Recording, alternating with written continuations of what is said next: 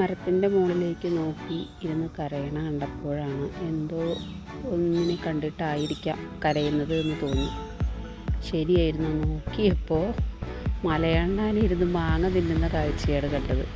തെങ്ങിൻ്റെ മണ്ടയിൽ ഇരുന്ന് ശബ്ദമുണ്ടാക്കുന്നതൊക്കെ കേട്ടിട്ടുണ്ടെങ്കിലും ആദ്യമായാണ് കേട്ടോ ഒരു മാങ്ങ മുഴുവനും ഇരുന്ന് കഴിക്കുന്നത് കാണുന്നത്. പാവം, നല്ല വിശപ്പുള്ളത് കൊണ്ടായിരിക്കാം കഴിക്കുന്നതിൽ മാത്രമായിരുന്നു അവൻ്റെ ശ്രദ്ധ മുഴുവനും. ആ മാങ്ങ കഴിച്ചു തീരുന്നത് വരെ ഈ ഒരു പൊസിഷനിൽ തന്നെയായിരുന്നു കശി ഇരുന്നത് കേട്ടോ. കഴിച്ചു കഴിഞ്ഞതും ഉടനെ തന്നെ അത് താഴേക്കിട്ടു. പിന്നെ ഉടനെ അവിടെ നിന്ന് ചാടി പോകാനുള്ള തയ്യാറെടുപ്പ് നടത്തി ചാടി പോവുകയും ചെയ്തു.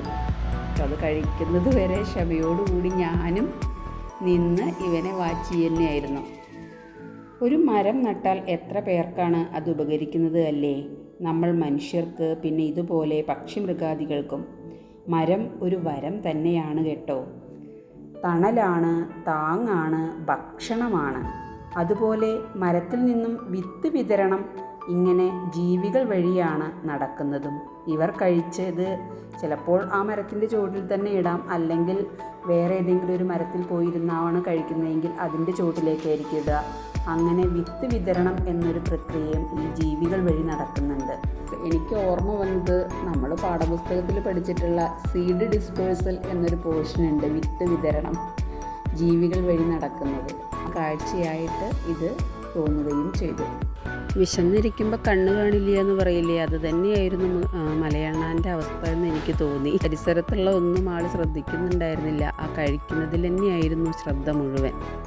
അത്രയും വിശപ്പോടുകൂടി അതിരുന്ന് കഴിച്ച് ഒരുവിധമെല്ലാം കഴിച്ച് തീർന്നതിന് ശേഷമാണ് ചാടിപ്പോയത്. അത് പാകമായിട്ടുള്ള മാങ്ങ നോക്കി തിരഞ്ഞു പിടിച്ച് പറിച്ച് കഴിച്ചതാണ്.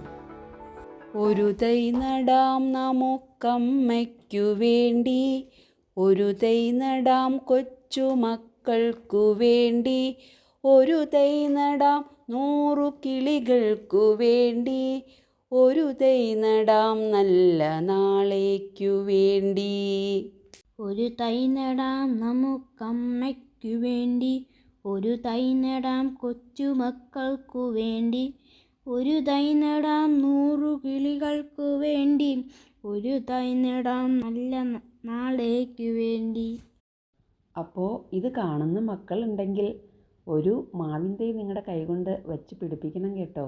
ഇതുപോലെ കുറേ ജീവികൾക്ക് അത് ഉപകാരപ്പെടുക തന്നെ ചെയ്യും.